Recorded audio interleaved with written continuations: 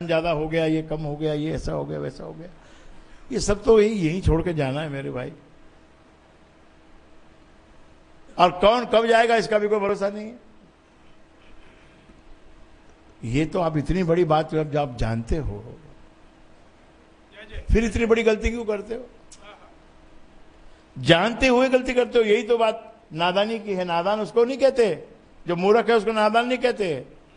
नादान आपको कहते हैं जो जानकार है, जानता है, जो साल में, 2 साल में, 6 महीने में किसी न किसी को शमशान में जाके जला के आते हैं, फूंक के आते हैं। सब जानते हैं हम, फिर भी कितनी सी बात के लिए कितनी बड़ी लड़ाई करते हैं, कितना बड़ा बखेड़ा खड़ा करते हैं, कितनी सी बात के लिए, छोटी सी बात के लिए, एकदम छोटी सी बात के लिए। कभी कभी तो वो बात 25 स्क्वायर फीट की होती है, ओनली 25 स्क्वायर फीट कि इनका कमरा मेरे कमरे से 25 फुट बड़ा है, बस इतना ही अंतर है। अब इसके ऊपर से पूरी कहानी वेद व्यास जी लिख डालते हैं। कौन सी कहानी लिख डालते हैं? महाभारत की। तो आपने क्या सीखा? भजन कीर्तन गा के समय अपना यहां पर विचार गुरु का करके, और अगर भीतर में कुछ बदलाव नहीं आया, भले आप स्त्री हो चाहे पुरुष हो, अगर आप में बदलाव नहीं आया, ठीक है मानता हूं मैं, स्थूल दुनिया में कुछ ना कुछ थोड़ा बहुत बेईमानी, झूठ वूठ थोड़ा बहुत चलता है, वो हेरा फेरी होती है। एक्चुअली बेईमानी नहीं करनी चाहिए, सिर्फ एक वो जो दिखावे भर की एक बेईमानी होती है ना, उतनी करनी चाहिए।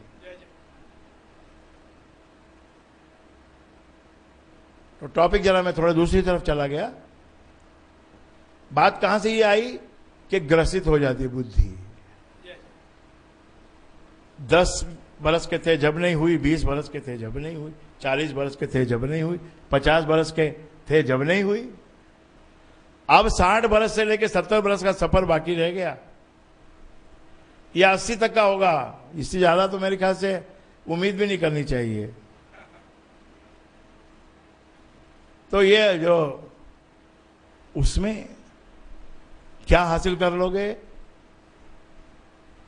क्या अचीव कर लोगे, कौन सा झंडा गाड़ के कौन सा तुम्हारा कुछ हो जाएगा? अगर तुम जो थे, जो से तुम हो, जैसे थे वैसे रहोगे, तो बहुत बड़ा झंडा तुम्हारा गड़ेगा। और लास्ट टाइम भी मैंने यही कहा था, don't shift your devotion. Focal point को शिफ्ट मत करो। आप जिस प्रकार के हो उस प्रकार को आप बदल नहीं सकते। आपको जो शून्य मिला है वो उस शून्य पे आपको उस पे आना ही पड़ता है, किसी को भी आना पड़ता है। आपको मतलब किसी एक व्यक्ति को नहीं, कोई भी जो है संसार में कितना ही ऊपर उड़ जाए, आके उधर ही बैठना पड़ता है। कितना ही नीचे गिर जाए वो भी उड़ जाता है। नेगेटिव साइड में कितना चला जाए वो भी 0 पे आ जाता है, क्योंकि वो स्ट्रेच है, वो डायरेक्ट चला नहीं जाता है, खाली स्ट्रेच होता है वहां तक। उतना स्ट्रेच होके जाता है, उतना और स्ट्रेच हो जाता है, कोई ज्यादा स्ट्रेच हो जाता है, फिर वहां से छोड़ता है जब उसको, तो फट करके उधर से 0 पे आता है। इसलिए 0 का मोल है। आप 0 हो, आपकी जो वैल्यू है वो 0 है। उस वैल्यूएशन पे अपने आप को स्थिर करो, समभाव में आओ। अगर कुछ दूध फट गया, बहू के हाथ से फट गया, बेटी के हाथ से फट गया, फर्क पड़ता है। सास देखती है किसके हाथ से फटा ली, कि अपनी बेटी ने फाड़ा है, तो कोई बात नहीं, ये तो फटता ही रहता है। दूध तो फटने के लिए ही होता है। और बहू के हाथ से फट गया तो आसमान फट गया। साला इसकी मां ने इसको कुछ सिखाया नहीं है। ऐसे ये ताना कहां से कहां पहुंचता है, यहां का ताना वहां पहुंचता है। प्रशंसा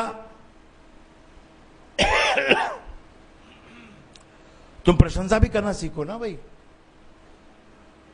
बहू कोई अच्छा काम करे तो बहू की तो तारीफ करना, बहू की मां की तारीफ भी करना।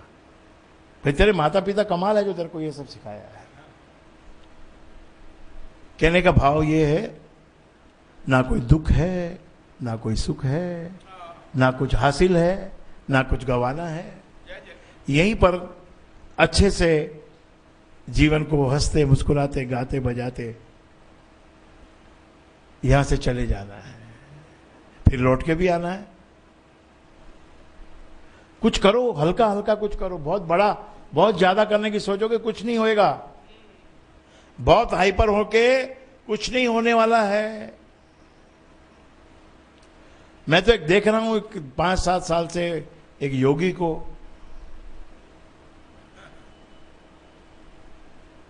पहले तो कपाल भारती सिखाता था,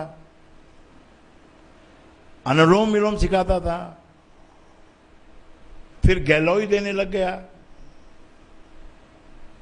और वो मोती पिष्टी और 4-5 दवाइयां जो हैं, अश्वगंधा और च्यवनप्राश, ये सब देने लग गया।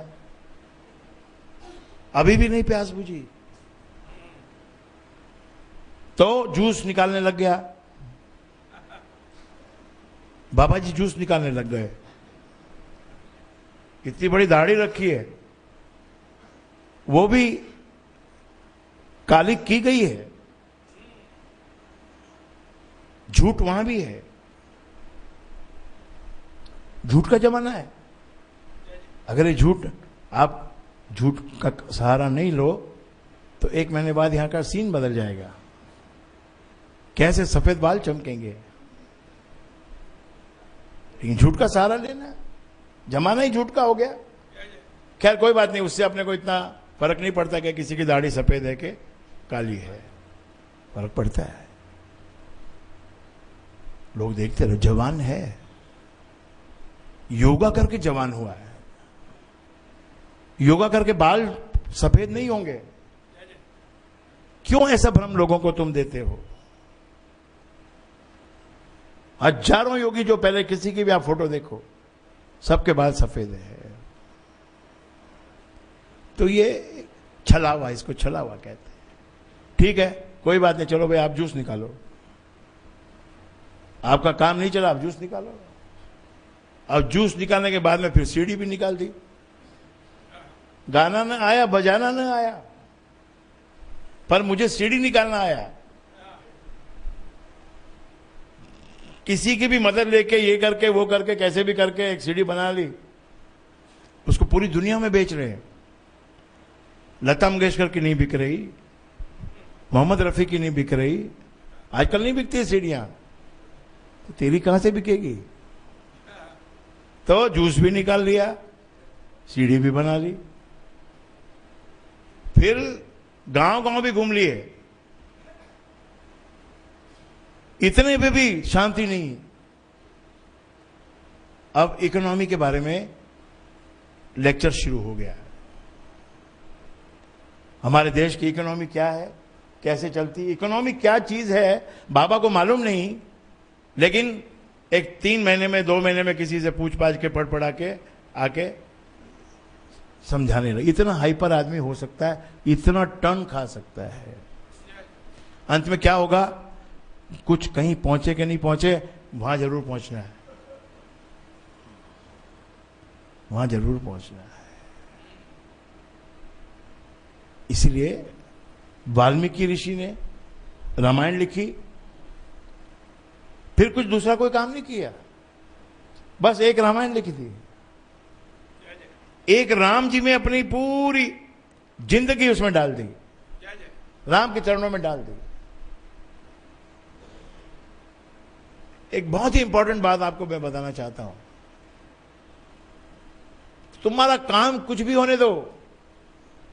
तुमने अगर गुरु दरबार की भी बात अगर करे, तो गुरु दरबार में तुमने अगर कोई एक सेवा पकड़ी है, मामूली सेवा, ज्यादा बड़ी सेवा नहीं, मामूली सेवा जो कि करने में मुश्किल है, बातें करने में, सुनने में बहुत अच्छा लगता है। कि वहां पर बड़े बड़े पैसे वाले भी भाई झाड़ू मारते हैं। उस बात को दिखाने के लिए तुम झाड़ू अपने हाथ में ले सकते हो, लेकिन करने के लिए लेते हो क्या? टीका लगवाने के लिए तुम कर सकते हो कि भाई देखो मैंने भी हाथ में झाड़ू ली, मैंने भी देखो सफाई की। वो भी अच्छी भावना है, गलत भावना नहीं है, अच्छी है। लेकिन तुम खुद सोचो कि तुम क्या उस झाड़ू के अंदर अपने आप को टिका के रख सकते हो?